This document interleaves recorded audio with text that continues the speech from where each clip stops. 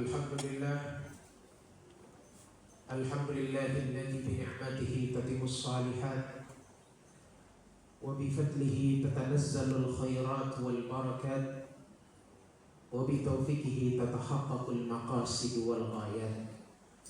Asyhadu an la ilaha illallah wahdahu la syarika lah wa asyhadu anna sayyidana Muhammadan abduhu wa rasuluhu la nabiyya ba'dah. Allahumma salli wa sallim wa barik ala sayyidina Muhammadin wa ala alihi wa sahbihi al-mujahidin al-tahirin, amma ba'd. Wa ya ayyuhal hadirun, usikum wa iyaya bi taqwallah wa ta'ati la'allakum tuflihun. Faqad qala Allah ta'ala fi kitabihil karim, a'udzu billahi minasy syaithanir rajim, bismillahirrahmanirrahim. Ya ayyuhalladzina amanu taqullaha haqqa tuqatih wa la tamutunna illa wa antum muslimun wa tazawwadu fa inna khairaz zadi taqwa. Pertama-tama marilah kita panjatkan puja dan puji syukur kita kehadirat Allah Subhanahu wa taala yang telah memberikan kita nikmat ini, nikmat iman dan Islam dan nikmat sehat wal afiyah. Karena dengan nikmat tersebut kita dapat melaksanakan salat Jumat di hari yang mulia ini. Salawat dan salam kita limpahkan pada junjungan kita Nabi besar Muhammad sallallahu alaihi wasallam, kepada keluarganya, para sahabatnya, pengikutnya hingga akhir zaman. Amin ya rabbal alamin. Ma'asyiral muslimin rahimakumullah. Dalam kesempatan yang mulia ini, marilah kita tadabur dan tafakkur kepada Allah Subhanahu wa taala. Mari mengingat segala apa yang kita amalkan selama ini dan berusaha meningkatkan keimanan dan ketakwaan kita kepada Allah Subhanahu wa taala. Dalam arti kita berusaha melaksanakan segala usaha yang diperintahkan oleh Allah dan menjauhi segala yang dilarangnya. Semoga kita semua dijadikan oleh Allah Subhanahu wa taala sebagai hamba Allah yang muttaqin dan husnul khatimah. Amin amin ya rabbal alamin. Ma'asyiral muslimin rahimakumullah. Tiada ungkapan yang patut kita haturkan kepada Allah Subhanahu wa taala selain kalimat alhamdulillahirabbil alamin, sebagai wujud terima kasih atas segala nikmat yang telah dianugerahkan kepada kita dalam hidup di dunia ini. Kalimat salawat juga patut kita ungkapkan kepada Nabi Muhammad yang merupakan pembawa risalah ilahiyah dan pembawa kita dari kejahiliahan menuju terang benderang kehidupan dalam wujud manisnya iman dan Islam yang terus kita rasakan selama ini. Oleh karena itu, menjadi keniscayaan bagi kita untuk memperkuat ketakwaan diri agar kita bisa selalu menjadi pribadi yang bersyukur dan berterima kasih. Takwa adalah rasa takut melanggar perintah-perintah Allah Subhanahu wa taala dan berusaha sekuat mungkin untuk senantiasa menjalankan perintah serta menjauhi larangan Allah Subhanahu wa taala. Takwa akan menjadikan kita sosok pribadi yang benar-benar hidup di jalan Allah Subhanahu wa taala dan mampu melaksanakan misi utama diciptakan manusia di dunia ini, yakni untuk beribadah. Ma'asyiral muslimin rahimakumullah. Saat ini kita berada di bulan Muharram yang merupakan bulan pertama kalender Islam. Dijadikannya Muharram sebagai bulan pertama tahun Hijriah tidak terlepas dari sejarah fenomenal yang dialami oleh Nabi Muhammad SAW, yakni peristiwa hijrah atau perpindahannya Nabi Muhammad bersama sahabat-sahabatnya dari kota Mekah kepada kota Madinah. Hijrah yang dilakukan Nabi ini merupakan perintah Allah Subhanahu wa taala dan menjadi momentum kebangkitan umat Islam dari penindasan dan ketidakberdayaan yang dialami bertahun-tahun di kota Mekah. Oleh karena itu, pada khutbah kali ini khatib mengajak kepada seluruh jamaah untuk merenungi kembali makna hikmah yang terkandung pada peristiwa hijrah, dengan meresapi pesan-pesan moral yang terkandung di dalamnya, sekaligus diaplikasikan dalam kehidupan sehari-hari. Secara harfiah, hijrah dimaknai berpindah. Berpindah dalam konteks hijrah tidak bisa dimaknai sebagai perpindahan secara fisik semata. Namun lebih dari itu, hijrah yang dilakukan oleh Nabi Muhammad SAW merupakan perpindahan yang memiliki dimensi spiritual dalam rangka menghidupkan masa depan umat Islam yang lebih baik dari berbagai sektor kehidupan. Dalam perpindahan ini pun Rasul SAW telah mengingatkan sejak awal para sahabat-sahabatnya untuk menata diri dan mengingatkan hal penting yakni niat. Maka dalam hadis disampaikan oleh Rasul SAW mengingatkan para sahabat untuk benar-benar menata niat dengan benar saat berhijrah. Hal ini terungkap di dalam hadis innamal a'malu binniyat wa innamal likulli imri'in ma nawa. Faman kana hijratuhu ila Allahi wa rasulih fa hijratuhu ila Allahi wa rasulih. Wa man kana hijratuhu lid-dunya yusibuha aw imra'atin yunkihuha fa hijratuhu ila ma hajara ilaihi. Yang artinya sesungguhnya setiap perbuatan itu tergantung pada niatnya, dan sesungguhnya setiap orang akan dibalas berdasarkan apa yang dia niatkan. Siapa yang berhijrah karena ingin mendapatkan keridhaan Allah SWT dan Rasulnya, maka hijrahnya akan kepada keridhaan Allah dan Rasulnya. Dan siapa yang hijrahnya karena dunia yang dikehendakinya atau wanita yang ingin ia nikahi, maka hijrahnya akan bernilai sebagaimana yang dia niatkan. Hadis ini sangat penting kita renungkan dan memberikan pemahaman bagi kita bahwa hubungan antara niat dengan hijrah atau apapun perbuatan yang kita lakukan di dunia ini tidak akan pernah dipisahkan niat dengan perbuatan. Jika niat tidak ditata dengan benar terlebih dahulu, maka perbuatan yang kita lakukan akan tidak mendapatkan hasil dan akan sia-sia belaka.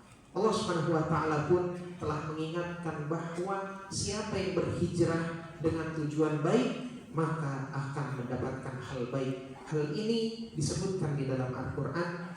Innal ladzina amanu wal ladzina hajaru wa jahadu fi sabilillah ulaika yarjuna rahmatallahi wallahu ghafurur rahim. Yang artinya sesungguhnya orang-orang yang beriman serta orang-orang yang berhijrah dan berjihad di jalan Allah SWT, mereka itu mengharapkan rahmat dari Allah SWT. Allah SWT Maha Pengampun lagi Maha Penyayang. Konsep dan hijrah yang dicontohkan oleh Nabi Muhammad SAW dengan niatan yang benar juga mengandung banyak hikmah. Di antaranya adalah perubahan ke arah situasi dan kondisi yang lebih baik dan bisa lebih berkembang melebihi kondisi sebelumnya. Hal ini bisa dicontohkan seperti saat petani memindahkan bibit-bibit tanamannya dari tempat yang gersang ke tempat yang baru. Jika tanaman seperti padi, jagung, pisang ataupun tanaman-tanaman lainnya tetap berada di lahan yang gersang, maka pertumbuhannya tidak akan bisa maksimal. Hal ini dikarenakan terlalu banyak dan padatnya tanaman-tanaman dan keringnya daerah tersebut, maka tidak akan bisa tumbuh sesuai dengan mestinya. Jika tanaman tersebut dihijrahkan ke lahan yang baru, maka tanaman tersebut akan memiliki peluang tumbuh lebih cepat karena memiliki lahan yang luas, air yang cukup, dan tanah yang subur. Begitu pula dengan diri kita dan masyarakat di sekitar kita. Dalam kehidupan sehari-hari, kita sering melihat orang-orang yang hijrah atau pindah dari daerah asalnya banyak menemukan kondisi baru yang membuatnya bisa lebih baik dan berkembang. Di tanah perantauan, seorang digembleng untuk hidup mandiri, berjuang sehingga kemandirian mampu menghantarkan orang-orang yang berhijrah itu sukses. Dengan makna dan spiritual yang sangat luas ini, maka hijrah tidak boleh diartikan dengan perubahan sempit sebagaimana tampilan fisik saja, tapi juga tampilan spiritual. Hijrah adalah upaya lahir batin untuk berubah lebih baik menuju niat yang telah ditanamkan di awal sebelum hijrah. Semoga kita senantiasa diberikan kekuatan oleh Allah Subhanahu wa taala untuk menjadi pribadi-pribadi yang terus mampu berhijrah ke arah yang lebih baik. Insya Allah, jika kita sudah bertekad dan menyerahkan semuanya kepada Allah Subhanahu wa taala, maka kita akan mendapatkan ridha darinya. Amin ya rabbal alamin. Fa idza azabta fatawakkal 'ala Allah, innallaha yuhibbul mutawakkilin. Apabila engkau telah membulatkan tekad, maka bertakwalah kepada Allah. Sesungguhnya Allah mencintai orang-orang yang bertawakal. Ma'asyiral muslimin rahimahullah. Sekarang kita tanyakan kepada diri kita masing-masing, apakah kita sudah menyatukan langkah kita dengan langkah-langkah yang dilakukan oleh Nabi Muhammad SAW? Mengikuti langkahnya akan memberikan kita pengetahuan yang Allah Subhanahu wa taala berikan kepada Nabi Muhammad SAW. Mengikuti langkahnya akan membawa kita kepada pintu untuk mengenal Allah Subhanahu wa taala. Rasul telah meninggalkan kita sosok teladan yang menjadi panutan seluruh umat manusia telah tiada.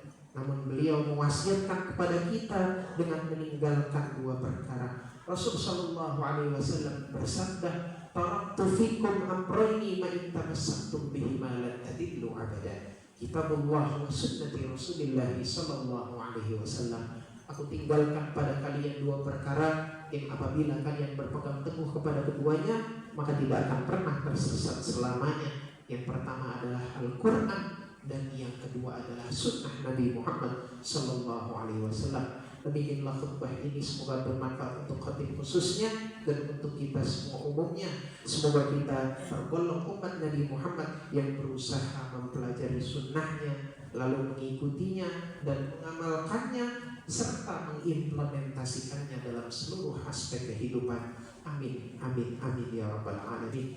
Ja'alana Allahu wa iyyakum minal faidin al-aminin wa adkhalana wa iyyakum fi zumrati ibadihil mu'minin. A'udzu billahi minasy syaithanir rajim. Bismillahirrahmanirrahim. Ya ayyuhalladzina amanu taqullaha wa qulu qawlan sadida. Barakallahu li wa lakum fil Qur'anil 'azim wa nafa'ani wa iyyakum bil ayati wa dzikril hakim. Innahu ta'ala jawadun karimun malikun barrun raufur rahim.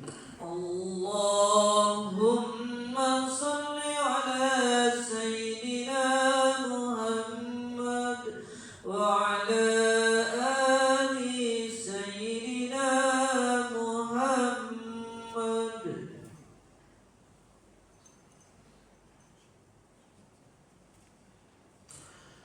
Alhamdulillahi ala ihsanihi wa syukru lahu ala taufiqihi wa imtinanihi. Wa asyhadu an la ilaha illallah wahdahu la syarika lah. Wa asyhadu anna sayyidina Muhammadan abduhu wa rasuluhu da'i ila ridwani. Allahumma shalli ala sayyidina Muhammad wa ala alihi wa ashabihi wa sallim tasliman katsiran.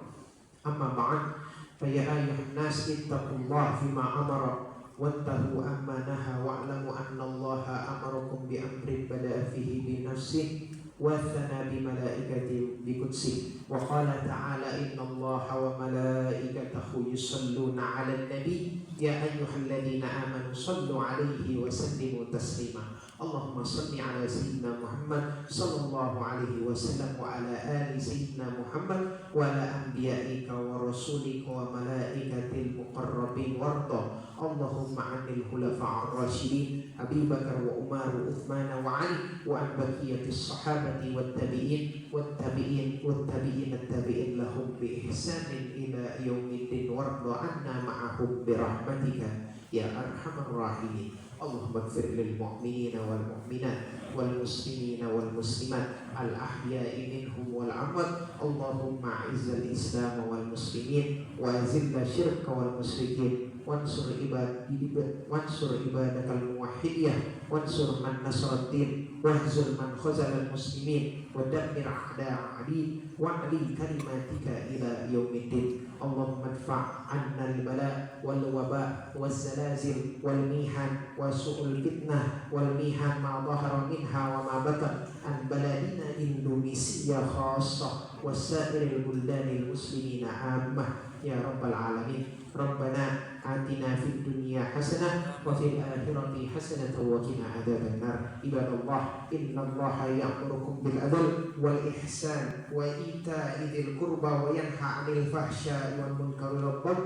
يعظكم لعلكم تذكرون واذكروا الله العظيم يذكركم واشكروه على نعمته يزدكم ولذكر الله أكبر أقيموا الصلاة الله أكبر الله أكبر أشهد أن لا إله إلا الله أشهد أن محمدا رسول الله حي على الصلاة حي على الفلاح قد قامت الصلاة قد قامت الصلاة الله أكبر